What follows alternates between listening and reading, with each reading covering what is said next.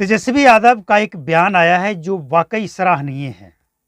वो झारखंड के तर्ज पे जो सामाजिक पेंशन होता है ना, वृद्धा विधवा दिव्यांग पेंशन, उसे वो 400 रुपये से बढ़ाकर 1500 रुपया करेंगे।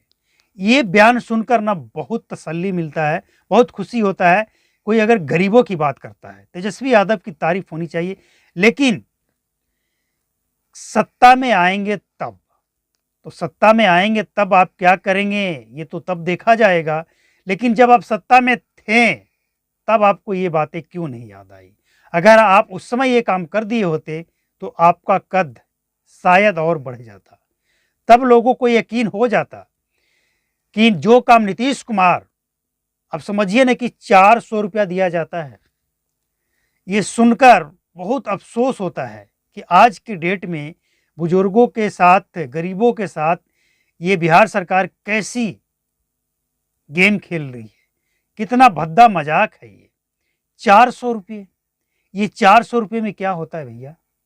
एक महीना गुजारा करने के लिए अब बहुत सारे ऐसे वृद्धा हैं, हम आपको बता सकते हैं अपने बगल के, जिनका 4 बेटा है। 4 बेटा, चारों अलग रहता है। बूढ़ा बूढ़ी जो दोनों माँ बाप हैं वो दोनों अलग रहते हैं। गनीमत ये है कि उनको 10 केजी फ्री का राशन मिलता है और डीलर उन पे रहम करके या जैसे कहिए राशन उनका काटता नहीं है, पूरा 10 केजी दे देता है।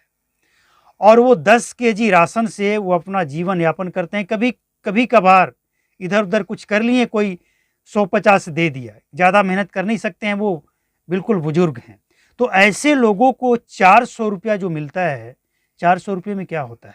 कहते हैं कि उसी 400 रुपये में तंबाकू खाने की भी आदत है, उसे भी पूरा करना है, साग सब्जी तेल मसाला सब कुछ करना है, और जलावन के लिए इधर उधर लकड़ी चुन लेते हैं।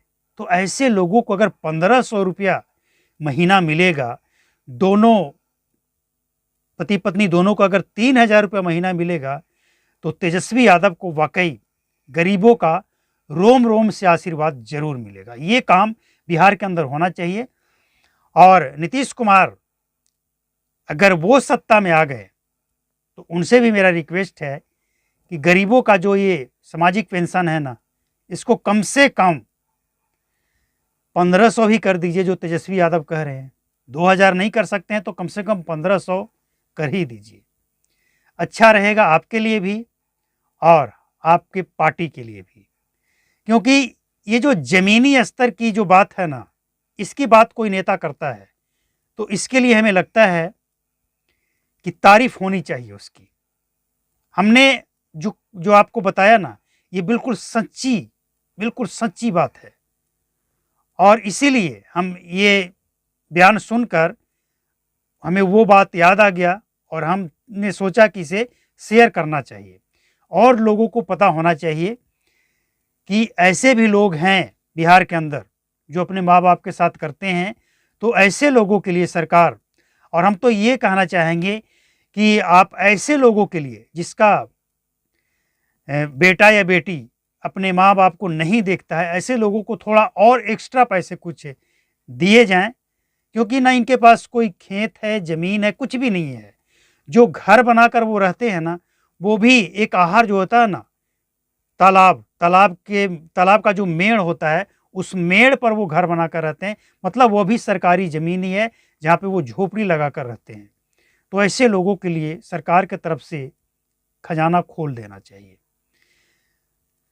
हो सकता है ये रिपोर्ट किसी जनप्रतिनिधि तक पहुंच जाए, किसी आरजेडी के नेता तक पहुंच जाए, तो इस मैसेज को सरकार तक यानी सदन तक पहुंचाने की कृपा करें।